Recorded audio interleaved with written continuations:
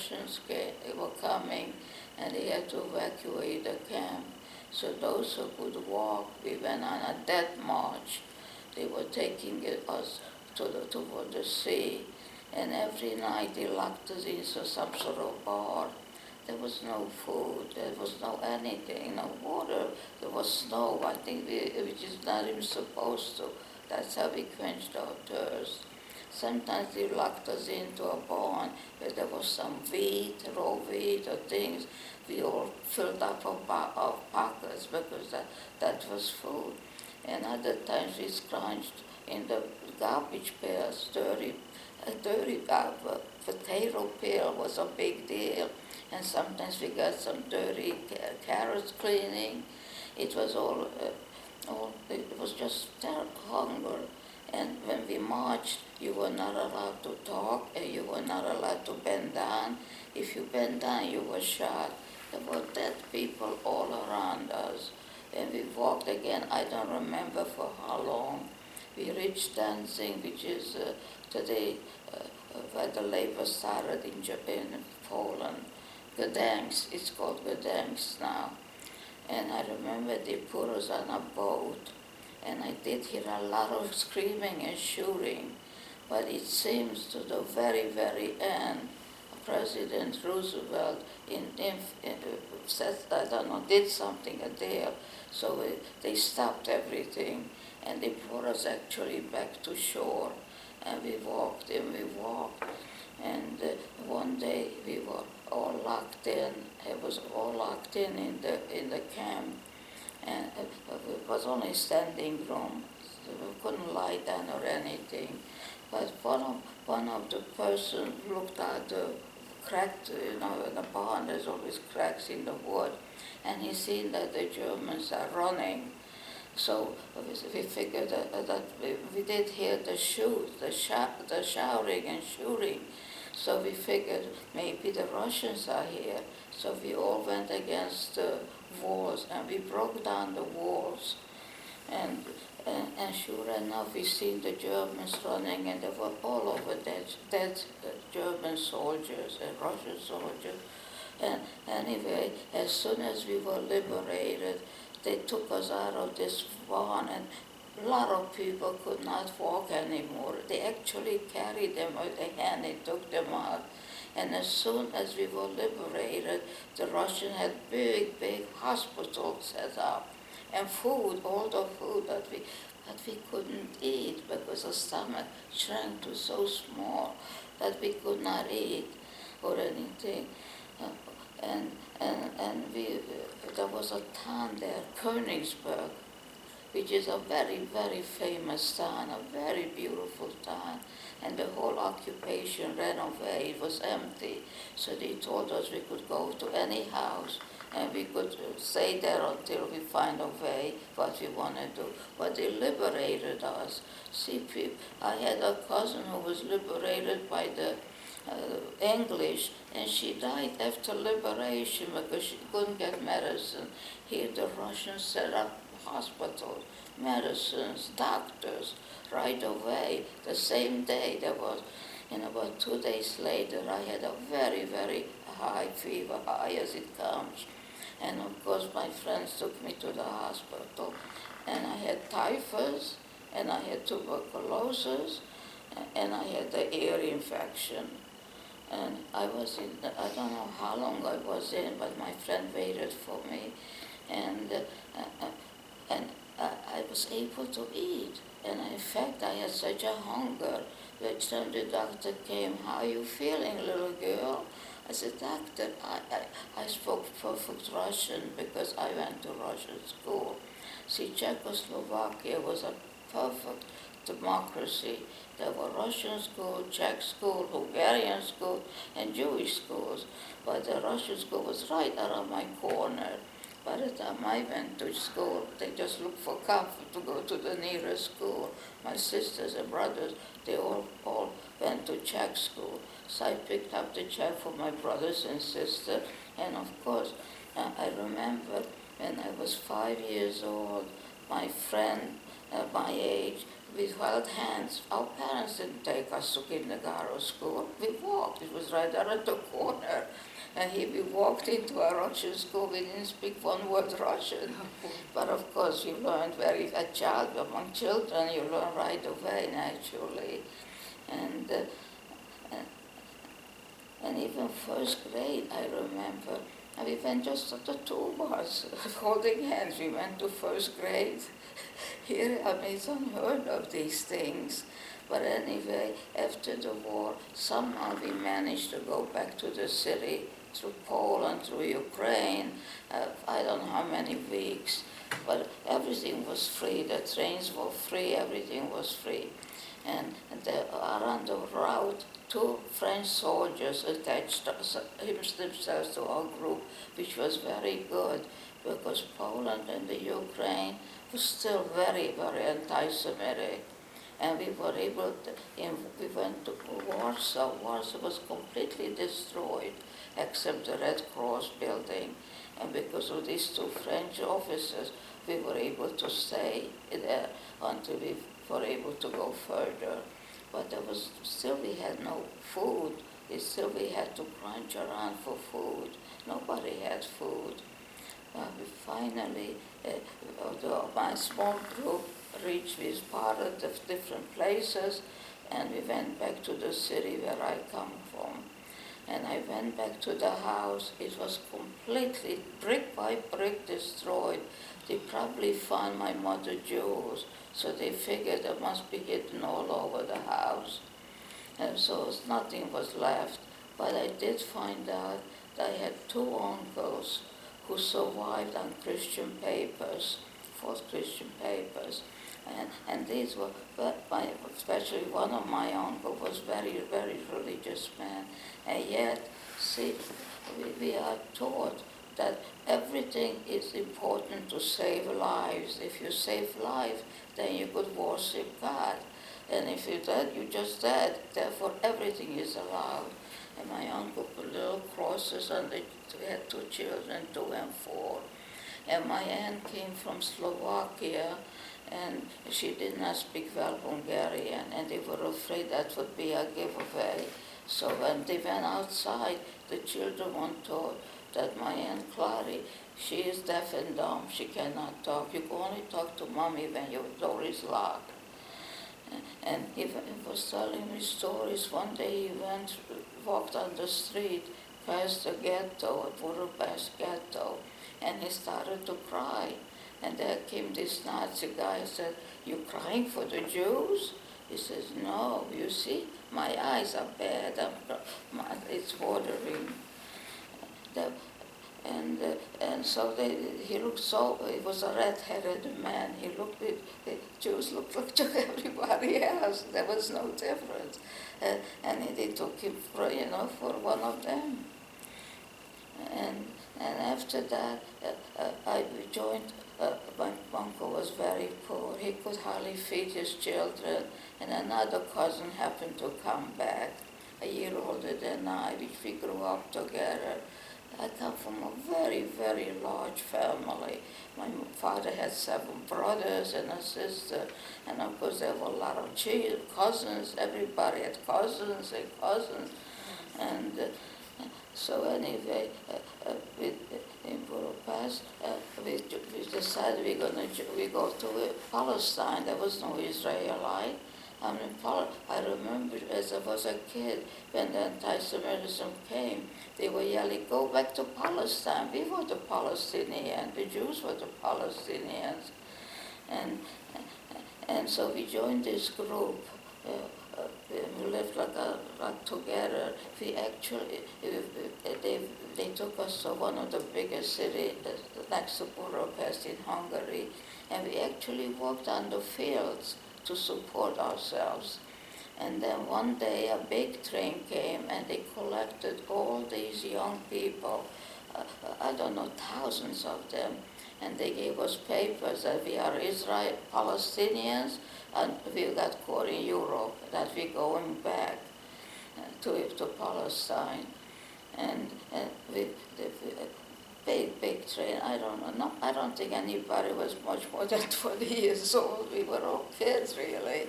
And Tito, Yugoslavia, gave us free passage. So we got to Belgrade, Yugoslavia. Then we got new papers that we were different, and different nationalities. But there was no more trains going much. We got to Macedonia, and I remember that was the end of the train. And to get to Greece, our aim was to get to Greece because hopefully there were illegal boats going to Palestine. Anyway, the train stopped, and I remember waiting for another train and deciding what should we do. And an old lady came, a Macedonian old lady came to the train and called my cousin and me aside. He says, come to my house, come to my house. We spoke Russian. And at first we were afraid to follow her, but we did. And she actually had a bathtub of hot water for us that she heated on the stove, from the outside. And we washed our hair. It was a bigger present. And we kept telling her, we have nothing to give you. And he says, I'm not doing to get something. I'm doing because I want you to have a bath and so forth. And so finally, decided we're going to walk through the mountains, the Dardanelles, very high, very dangerous mountains. We've got probably halfway there, and Ondra truck came and they picked us up, and they took us into Greece. And the funny thing is we left Yugoslavia, was snow, was cold, freezing, and the other side was summer, other side of the mountain. The town was called Yanina. And I remember it was just such a delight, we couldn't believe it. And the people, the town people brought us food. And a couple of days later, they took us to Saloniki, which is one of the oldest cities of the world. Unfortunately, all the Jews were murdered there. And they lived there for thousands of years, way back, from biblical time. And there the Israeli soldiers, the Haganah, there was 2 Haganah men who came and took charge of us. And they took us into Athens. And we had no cabins, we were right on the top, and I remember at one point the boat tilted. It looked like almost going to sink. It was a mine, and it just avoided the mine going to Athens. And then we arrived to Athens, and there my father got in touch with me to the UNRWA or some Jewish organization, joined whatever, and they seeked me out, and there was a letter from my father. See, I knew my father was in America, but I figured he must be already old. When you're 16, I figured it must be close to 60. And I didn't know his address, so there was no way of me to find him. But he found me through Red Cross. And so the letter said, go straight to the American consulate and sign. He was an American citizen, and I was only 16, still 16. And yet I had to wait it took me a whole year to get the visa to come to America. And I was among the earliest coming, 1946, when we started to come. And Roosevelt really did not want the Jews to come.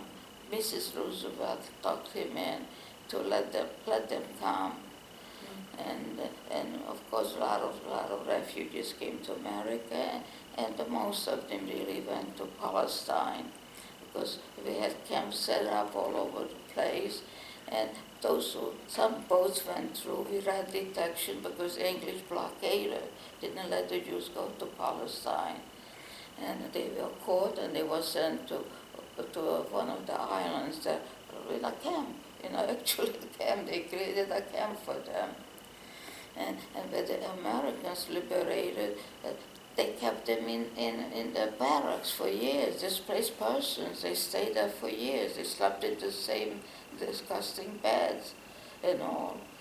But the Russian, I have a very, very I know I don't like what they're doing. I know they are a danger to this world and a terrible danger to the state of Israel.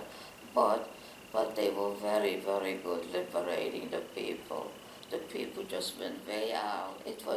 I was only 1 year, but if I would have been in one more week, I would have been dead. And I had a friend who was in the Warsaw ghetto. She was 4 years in these camps. She's a little bit older than me. And I always looked with awe on her. How did she ever survive? How could that happen? And, that's how it was. And slowly, I came to America. What year did you come to In America? 1946. Okay. I just turned 18. And to me, it was just an unbelievable world. What I see, everything was just new. Of course, the language, I knew how to say thank you and father and mother, but that's about it. And when we arrived, there was a boat, there was an embargo on the boat, they had a strike, and we were stationed right in front of the Statue of Liberty. And I was so disappointed because my father, as a kid, used to write letters, how big the Statue of Liberty. I figured it's as big as a city at least. And I said, this couldn't be. And then, of course, when I visited, I realized how big it is. But was your father there to meet you? for me, Was your father there to meet you? yes, when you that's came it. to America? But my father remarried, and I did not know him. And in fact, from Greece, I wrote to him, and I asked him. But my father was a writer. He was originally he had a local newspaper. It was Chamber of Commerce. I don't know why he came to America. I was too young and nobody talked about it. And I know he came on a diplomatic passport, but I don't know the rest. And somehow I never asked him. To this day, I'm so upset. I didn't ask him questions. I couldn't talk about anything. And everybody understood. Nobody asked me questions. For 30 years, it was something that I could not even talk about. I lived it, but I couldn't talk about it at all. And nobody asked questions. And I had this uncle, step-uncle, I should say. My stepmother had a very large family, and I was right away accepted. And they lived in Plainfield, New Jersey. They were very wealthy. My uncle won the Irish sweepstakes tickets way then, and that was a very $1 million like today. Wow. And he invested it very, very smartly. He opened up the first self-service grocery store, a liquor store, and he bought big properties, mountains there, which eventually, he was very, very rich. But he became my best uncle ever. He used to come in, take off a day, and take me to a restaurant, to a play on Broadway, which I have never seen in my life before. I remember Showboat just opened there. Wow.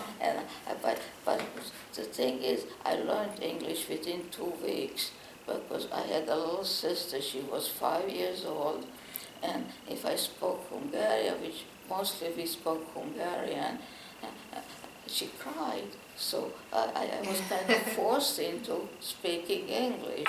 And my stepmother was a very cultured lady, and she spoke a very precise English. So it was very easy to learn, really. Was your stepmother and her family Jewish or not? Yeah, Jewish, They were. yes. And within a week, I was traveling on the subway by myself. I wrote down, and my father always said, any words that you don't understand, write it down. And at night, my father used to go through all these words, what they mean. And most of the nights after work, he used to take me to the city to see Radio City and World Trade, was over the Empire State Building, and showing New York to me. And to me, it was such I said, wow. And the first Sunday, we went to Coney Island, And of course, I have never seen those things. And how do you call the hot dogs? That and pizza pie and custard and even the cotton candy, and they were waiting when I'm gonna get sick. But everything was so new to me, like a newborn baby. Everything, I just marveled at everything. This is America, wow. Well, so you said that you didn't speak about anything for 30 years. 30 So years. in 1976, like what happened Right. that made you Yeah, start to speak about well, it? one day I sat down and I started to write about my sister, because my sister was very, very talented. I mean, throughout the camps, she wrote beautiful poems. I remember my 16th birthday, she wrote me a beautiful poem. And I don't know, somehow the commander got to it, and of course he took it away from me. And from that day on, he gave my sister paper and pencil. She could write all she wanted in her own time. And so I just described her life. And at age 14, after I was 10, she was 14 when our mother died. She took over the house. She was cooking and doing everything. And I was a very wild kid. And she wanted me to be a little bit civilized. So she made a deal with me. If I read a book, then she's going to cook my favorite dishes. And she got me Gulliver Travels, the first book.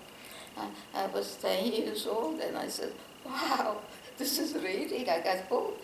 Of course, I didn't tell her right away, but I couldn't wait for the books to come.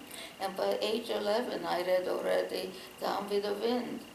I even remember I was sitting in front of the house. I could see the mountains right from our house. And there were some soldiers doing some maneuvers. And someone came into our yard, because we lived in a long yard. And I remember I looked up, oh, what's it? And I got very scared. See, we all lived very close by family. In the very front lived my grandparents, then another uncle, and then my aunt who had 5 daughters. There was all kids all over, then another family relatives. And then we had across a nice little house where my mother, when she was alive with the 4 kids, we lived. But somehow, my brothers were 17 when my mother died. Somehow we managed to stay together. My father supported us. He sent us money, especially, before America went to the war. And we just managed. And when we took, all these experiences, the train was the horriblest of all, really. The stink, everybody was stinking, and there was all kind of slop middle there. And the thirst to this day, if I think about the thirst, and hunger didn't matter, just the thirst. And there was no water.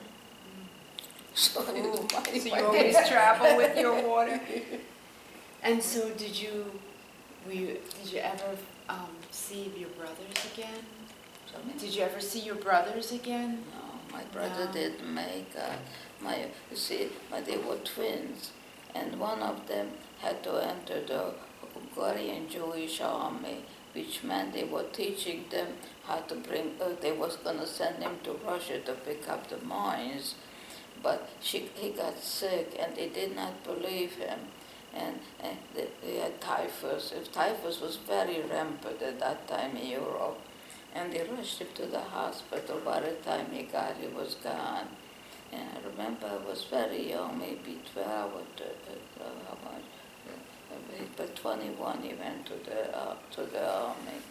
And I remember reading a card to because they sent me away for a little while to an uncle and aunt, very deep in Hungary, so I should see what family life, close by is. And I remember a card came, and it was in Yiddish, and I wanted to see if I still remember how to read Yiddish, because at age 5 or 6, we started all like a Hebrew school, and in school, in the Russian school, there was 1 hour that you had to go for religion, where they taught you how to read and write in Yiddish, and I wanted to see if I still remember. I must have been 12, maybe a little older, I'm not sure. And I started to read, and I see they said that, oh, what a sad thing that my brother David died, and I didn't know. And I mean, it's just the world stopped for me at that very point. But my other brother came with to Auschwitz, and I know that he passed away in Auschwitz. But while my sister was sick and not able to work, I used to come home at night and tell her, somebody sighted our brother, Jacob was his name.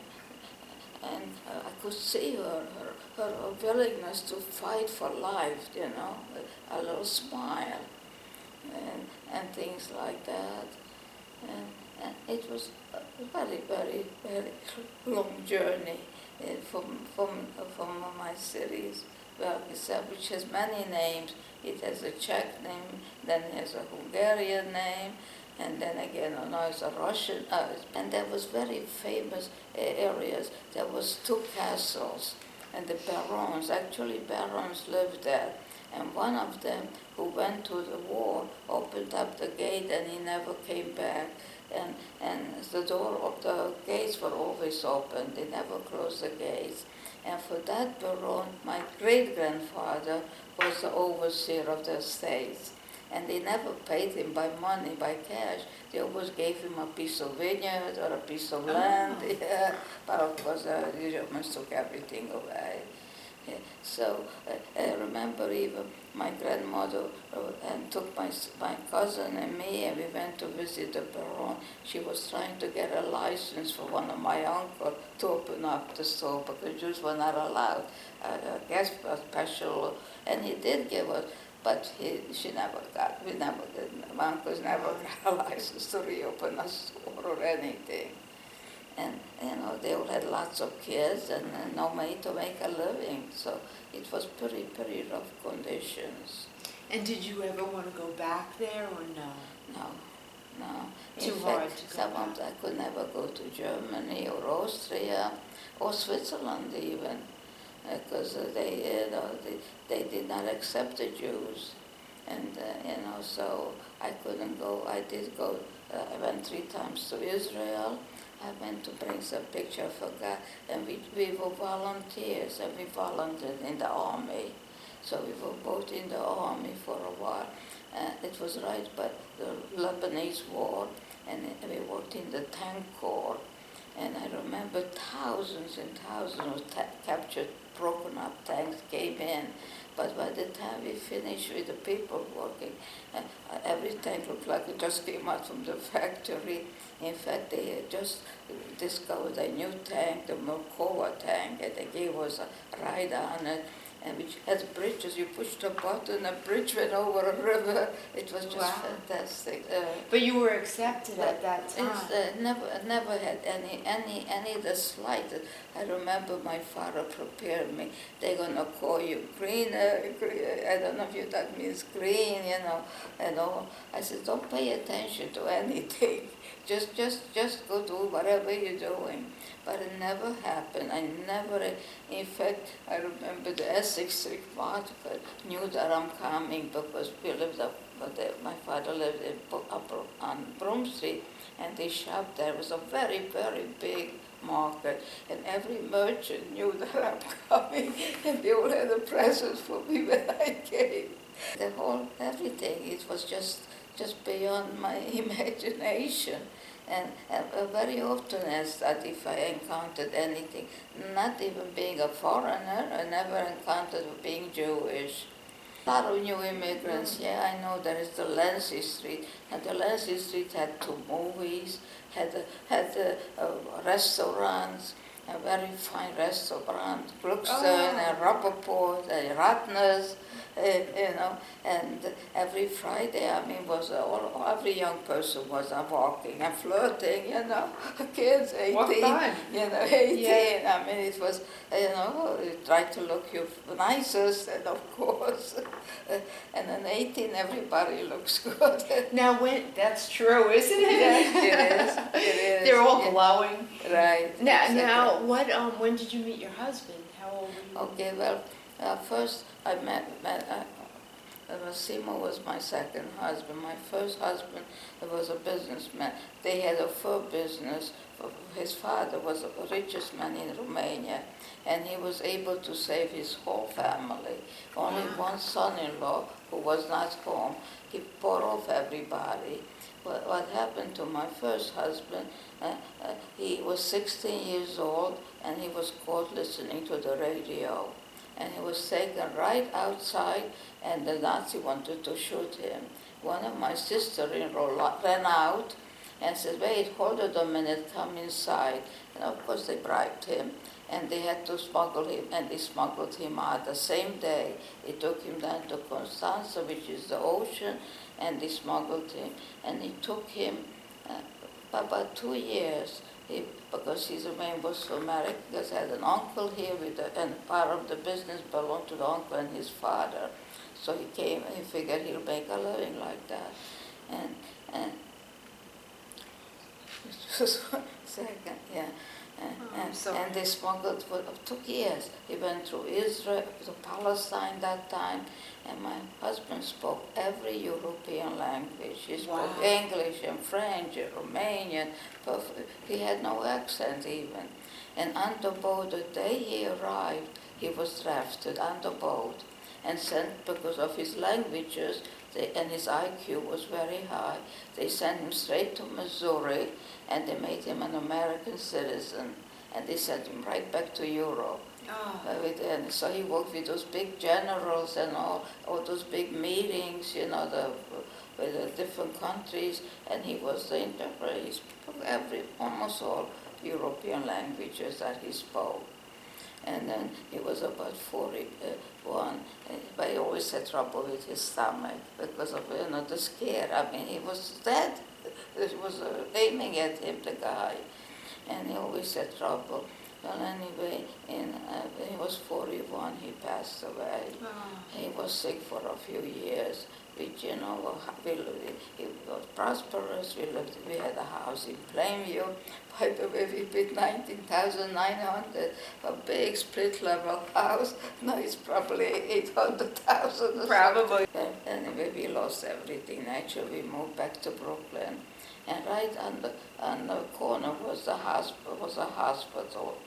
And I said to myself, we were getting, problem paying rent and rent. How old were you when you moved back to Brooklyn? Pardon me? How old were you when you moved back to Brooklyn? 33 or 32. Okay. 33 when I started to work. So anyway, my husband was against it. Those days we stayed with the children, Right. But they were already in school. And the school was right there, and next to the school was the hospital. So I figured I could take the children to school, and I'll have my lunchtime. I could pick them up and bring them back, and my husband was home because he was sick, so it would be safe. And I went for a job, and they needed typing. I didn't know how to type. I said, I'll come back in 2 weeks. I took out a book from the library, and I had to make 40 words. So I came back. I said, I could type. And I did make the 40 words. She said, don't worry about mistake, just type the words, she said. So I got a job at an outpatient clinic. And to me, it's so much that doctors and discoveries that I was fascinated with the job. I mean, when the patient came out, gave me this folder and ordered all these tests, and I made sure when the child went back to the doctor that it was everything complete. I called the labs, I called the X-ray, everything was perfect. So every doctor wanted me to prepare their child, But meantime, I was getting raises, and then the cancer detection clinic they were running from the hospital, the secretary quit, and they offered the job to me. Now, I didn't know much anything about it, but they gave me a couple of courses, and I finished it. And they gave me a helper, yeah, and after 2 weeks, I didn't need the helper because I was able to do the job. I remember the clinic secretary told me with each minute you had to take the notes and all that stuff, what you're supposed to, and it was fine.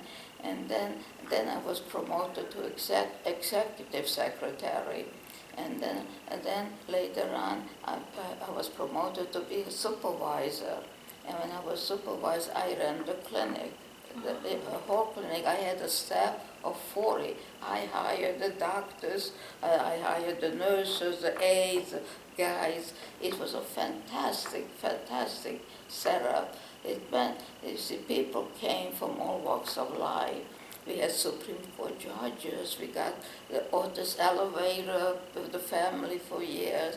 And they used to come back every year. It's a yearly checkup. What you do, it was room set up. Every part of your body, we had different rooms with different specialties. So every part of your body was examined. Wow. And I had guys set up, and I interviewed, we had 35 patients every night. I interviewed personally all 35 patients.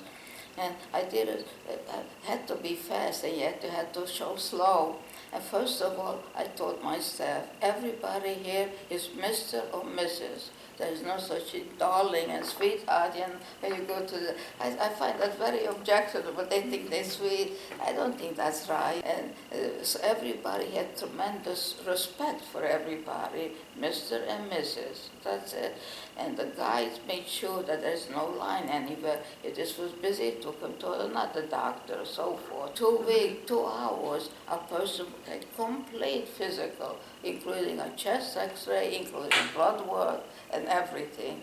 We found it was surprising, these were supposed to be healthy people. And we found about 40% of the people had something, maybe hypertension, which they you don't know, you don't feel anything. Right. In fact, I remember one case, the sugar was over 400, and he was a truck driver.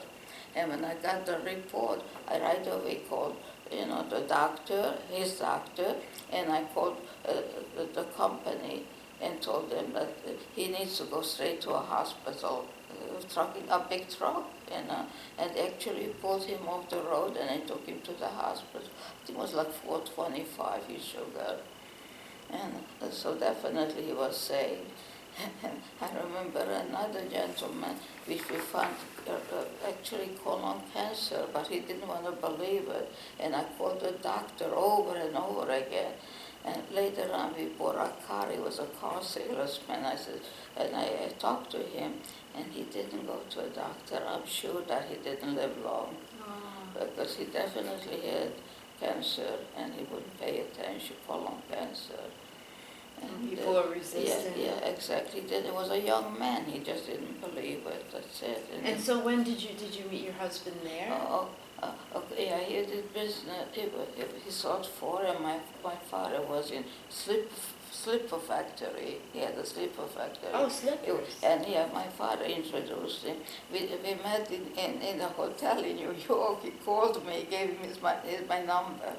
And the same day, I remember he took me home with a taxi, big shot, and he was in the taxi the first day we met. Wow. We had a wonderful life, but unfortunately, he passed away. And for 7 years, I worked 3 jobs, and I didn't even think he wanted to fix me up. Forget it, I worked 7 years until both my boys got married. They got married very young. And then we decided in the hospital, first it was a very small hospital, it was only 200 beds. By the time I quit, it was 1,000 beds, a very large hospital. But the original crew was like a family. In fact, they were not my, I have some family, very religious family. And, because I'm not religious, I don't, they don't bother with me, except when it's a wedding or a funeral. Oh. Yeah, so anyway, they were my family, the people from the hospital. So in other words, when you had that feeling when you were in the camp and you saw those women crying on the cart, and you said you lost your faith and you never got it back, your faith? Then for one weekend with the girls from the office, we were going away to Lakewood just for the weekend. But I worked Sunday too. I learned how to take EKGs. That time it was a big job, so there you push a button. That time you had to put, it was everywhere. exactly. And I learned, and Sundays I used to work in EKG. And I used to get paid twice as much, double pay, more than I made a week. So I was working for Sunday. So I worked 6 days a week, and I couldn't get a replacement. At first I got one, but she couldn't make it last minute. So I could only go away for one day, Friday night, and Saturday night I had to come back. Aww. So they all said, it doesn't pay to go, don't go. But my son Steve and my youngest son said, Ma, for one day, just put on one of those shoulder bags, put in one overnight things, and one dress for tomorrow, and take a book and just relax. Because Saturday was the day when I shopped and I cooked, for the whole week. So I went, and the very first day I arrived there, and was very old crowd. I was, let's see how, about 46, or close to 46, around there. And the crowd was very, very old. And I said, gee, but I said, okay. And they surrounded me. I had long hair, and I was still, pretty young looking at that time. So anyway, I see these two young men coming down the steps, and that was Seymour and his brother-in-law. They were there weekend, and his brother-in-law came over with Seymour. He says, my name is, what was his name? I forgot. And this is my brother-in-law, Seymour. And Seymour says, where are you from? And I lived that time in Canarsie.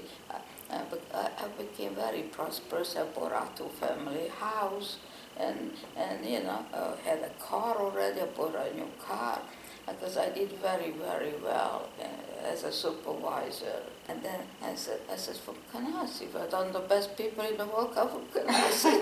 And he started to laugh. He says, I agree with you. And I said, oh, what kind of art is that? Because it was a good place to live, but not the best. It was like a small town. It was very, very nice there. And he says, I'm from Canarsie too. It turned out our kids went to the same school. They graduated in the same high school, and we were both there, but we didn't know each other. We walked really walking distance from each other. There used to be big hotels, big entertainment, just like in the Catskills, except it's much closer, New Jersey. Yeah, really. It's very close. Did you drive there? No, I took a bus, Oh. and I sat, my kid took me to the bus station, and I sat in the front, and I was psyching myself up, oh, I'm on vacation, I said to see you, Seymour. And then later on, we went upstairs, and that was next morning, the first night, first day, we were walking around the lakes there. It was a nice lake with that. I remember I still have the radio, one of those boombox radios, and he was playing all kind of music. This was the first day really that we met. And after talking in the evening, he proposed to me the same day. And I said yes, because I realized that we all talked, we were into the same interests, the same, you always seen us together, right? Yeah. Never separate. And you were both from Canarsie. We were always shopping, eating, whatever. We were never bored with each other. It was just, we always had so much, in common, I guess. We had a very, very nice life. We were married. With my first husband was married 70 years. With Seymour, I was married 45 years. Wow. It's 45 wonderful, wonderful years. Yeah. Antisemitism there. And in some, I think in Germany, they were told not to use a kippah. People, who are religious, wear a kippah. And they were told not to use it because they're being attacked from both sides. I never thought that I'm going to live and see anti-Semitic mushrooming again. I was going to ask you about that. Do you see any Well, correlation between this time no. and that time? That's what I told you I had a big audience, and they asked me, did I encounter any anti-Semitism? No. And my very first job in this country, I worked for the American Express Company. And I was the second Jewish person. They just opened it up because up till then they didn't, before 1946, they did not hire Jewish people. And I was the second Jewish, and I worked in this big, we were tracing lost, stolen checks and things like that. And a big department, and in my department I was the only Jewish girl. You would know it, they were all my friends, I was just instantly accepted. Every Sunday, the whole group of us went to Coney Island to sleep with children. Lived in Broome Street, and the office was 65 Broadway. I remember that because lunchtime to me was a revelation. News this week, they caught that lady who was who was responsible for 11,000 deaths. And she's 90-some years old. And it was on the television this week. And they showed the camp. And I remember all the guards were Ukrainians. And I remember the guard sending them with a big rifle pointing down at us as we were coming from work. Wow, and what country was that in? That was in Stutthof. They said it's Poland. I didn't know which country it belonged to. I wasn't sure. But on the television they said it was Poland. Yes, and then they burned them. And now the thing and there was a big experimental thing too in Stutthof. They took people experimenting on them. That was people who were caught in that was the worst nightmare of all. They tortured them, they did surgery, we had anesthesia and all that stuff. I could never understand how can people, as a kid I read about the Spanish Inquisition, and I always said, how can people be that cruel? But then people had a chance to go someplace. Holland told the Jews, come to Holland, we need you. And Turkey took in anybody who wanted to go to Turkey. So there were countries where you could go. And then, of course, Palestine, very few went because Palestine was an empty land full of mosquitoes. People died there. It was all swamps. It was neglected. Mark Twain wrote about it. I don't know if you read it. He visited, he said he could go miles and miles to seeing a human being, and it's all a wasteland, he called it. But people went, for these cities, people went to visit, and just visited 3 times. Okay. Yeah, the very first time we went on the tour of 18 days. And they covered it's a very small country. You could, one end to other end. It's just very small and narrow. And especially the first time we went, it was very narrow. And so you could really cover the whole country in 18 days, really. And Masada, I don't know if you know the story of Masada. That was the last remaining Jews. And it was way out in the desert. And I forgot the name, gone, will come to me tonight, everything comes to me. My mind is not exactly 100% anymore. So anyway, what I want to say, yeah, in the Flat Desert, in fact, it's a Dead Sea, and it's drying up now. It's such a big problem. The Dead Sea is drying. They figure out something to save it, I'm sure, because Jordan and Israel, it's a very big income. They have all kind of salt and potassium and all kind of things. You always see that, like Dead Sea minerals. Yes, exactly. It's a big work there, exactly. It's a very, very beautiful country, and now it's all built out. I mean, I read, of course, a lot of books, with the pioneers. It came from Russia, it started because of terrible pogroms.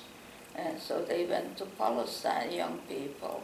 Of all the books that are written about the Holocaust, does any, speak to you the most? Everyone does. Every single one? Every single. All the different They can't say bad experiences? enough, and it's still not bad what it was. I mean, it was inhumane. I don't know how people can survive. And the people... And yet you did. Yeah. So what But was that? with a What big was pride. that? Do you remember? You just wanted to... No, I didn't The want other anything. people? No, we just wanted to live, that's all. We just did what had to be done. Nobody thought about dying or not dying. Hopefully you make it tomorrow, that's it. Yeah. Make it through the night. So make live it like through in the moments. Yeah, it was, nobody planned anything, nobody, but somehow, my sister always used to say, you must survive, our family can die out, like never existed. Oh, And I wow. always said, look, if they I don't kill understand us, that. I'm sure I'm going to survive. It was just a positive thinking, I think, Yeah. just not giving in. Yeah, and I remember when my sister went to the hospital, because we had a group, we grew up with together, my best friend and my sister's best friend and so forth. And she says, maybe it's too soon that you let her go to the hospital. But if I would have waited 1 week, then I would have died too. And the thing is, I would gladly die. I would have never lived her. But, holidays, the whole family gets together. I had 2 sons. Now, the 2 sons had each 2 children, and Seymour had 3 children. And each have 2 children, each kid. When we sit down to the table, there is 43 of us. And I look down, the little ones and the old one is 16, my great-grandchild is 16, and the youngest is going to be 2. But it's like one family. They get together and they just awed by each other, cousin. In fact, last Sunday, 2 of my grandsons and 3 grandchildren came to visit me. Now, it was 4 years in each kid's difference. But you forgot that there was a difference. The cousin, they were running and they were playing hide and seek and they were turning up. Of course, when they left the house, I was like that. You would never believe. And I had my greatest pleasure. And I said, no, all this wouldn't be if I would have not survived also. So your sister's thought. yeah. I still have a very guilty feeling to leave my sister, and I know if she could have not done the death march. No way would she be able to walk one day even, because you had to. They slapped with the rifles, and they had the whips there. They would go. She could have not done it. Left her. I know I would have sat down with her and just died, and they would just shoot us. Because when you stop or you look down. But one thing I did break when we did the death march, as we were walking, I spotted a dirty fish head. And I risked my life to pick that up because maybe there is something to suck on it. And I did. And there was a fish store in Atlantic City. If you didn't go away, we went quite a lot to Atlantic City, Seymour and I, you were not away. And there was a store called Fish Head. And I know each time we went back, I said, Seymour, should I pick it up and eat it? Children to grow up with hate, and I don't want them to grow up, that they knew that there was a very bad war. Right. My husband, Seymour, and Boris was my first husband. We decided we're not going to get them involved in the Holocaust. Let them grow up as American children, free. And so we never stressed anything. We just told them there was a very, very bad war, and that's why we don't have cousins and uncles and, like all these people. Yeah. We grew up, we had all that family around. Right. Yeah, but we always try to make big, things with holidays and so forth. And even later on, as they were married, I made sure holidays. I used to make big holidays. Everybody came to me, big tables, and all. You cooked and everything? I used to be. I don't know how to cook. I cooked because I didn't learn. I was only 10 years old. Right. But I cooked by imagination. You see, and I remember certain things my mother made, and I put some two and two together, because my kids thought I was the best cook in the world. That's pretty good. Yeah, and when Seymour and I married, we lived for a while still in Canarsie, and then every Saturday we entertained. We had a big circle of friends, and Seymour always used to throw out a subject, and we all discussed the idea. I remember one time we put God on trial, and my friend Sophie, who was 4 years, who was in the Warsaw Ghetto, I don't know how that woman could have survived. And so her opinion and everybody's opinion, and there was another couple from France, Celine and Harold. Now, her mother and let's see how many children. They had 2 sisters and 1 brother. So 4 children got caught in the Nazi time, and a Christian family adopted them, all 4 together. Oh, nice. Yeah. So and they converted them and everything. And just before she died, I didn't know that. Just before she died, she converted back to Judaism. Oh, okay, yeah. that's She, good. yeah. Now, when you so your friend that was also in the camps for 4 years, Yeah. when you put God on trial, did she still believe? Did she still have her faith in God? No. She says there can't be a God. God could not stand by and watch this happening. I guess it's hard. When you No, see she all doesn't that. believe at all. See, I thought for a long time I was in between, show me. But it's very hard. I can't.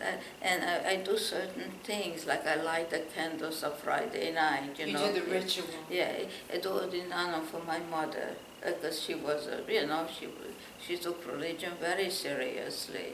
I do, in honoring the family, really. Yeah. Not true for my belief.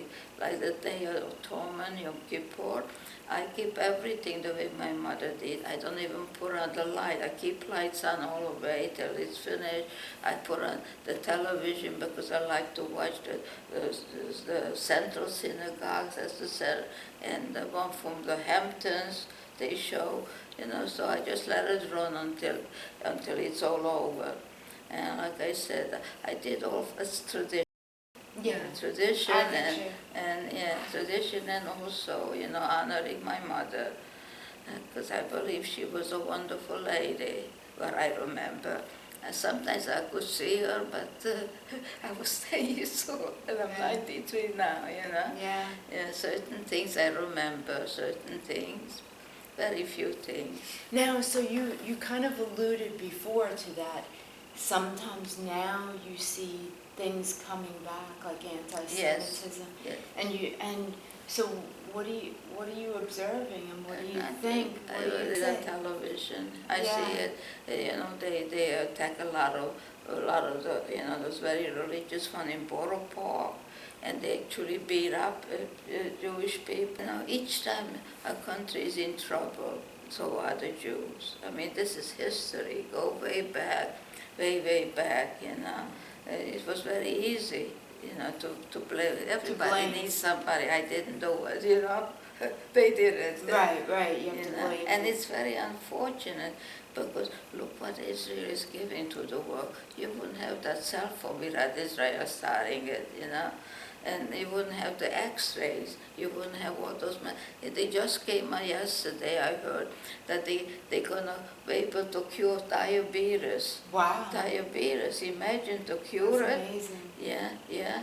it's amazing how that doctor whose child was dying discovered for diabetes, I mean, and the doctor who discovers penicillin, I mean, it's amazing. But, it's just, we live in such a everyday. In fact, I watch sometimes this new I-24, this show, and she always starts the show, well, the world is changing while I'm talking, and it is. And that's the truth, When you get to be my age, you're going to look the same, because they're finding ways now today to stay, keep people young looking and healthy looking. And the medicine, I'm sure I'm still alive because of medicines. Yeah, you're right about medicines. There's a lot of and miracle every single drugs. day, and Israel has came up with so many. People don't even know it. So many. And I don't know why this has to be, wars and killing. And I don't think anybody has a right to kill anybody, take away their lives. I mean, it's just. And then imagine, Auschwitz, as we came, thousands. There were 5,000 people in my city. The day they arrived to Auschwitz, most of them died. Most of them were gassed, and I can imagine. I think if there is a God, people are people, In fact, the young people, Tuesday, the 15 teenagers were very bright, and they asked such bright questions. And they asked me, what do you recommend to us? First of all, don't be prejudiced. Don't be prejudiced. Be kind to people. The little kindness goes so far, Yeah. And that's the whole thing. The prejudice and you gotta accept people the way they are. Everybody's an individual, and they're different. You're not gonna find two minds exactly the same. And they were very, very grateful. They were very, very cute, each one of them. Yeah.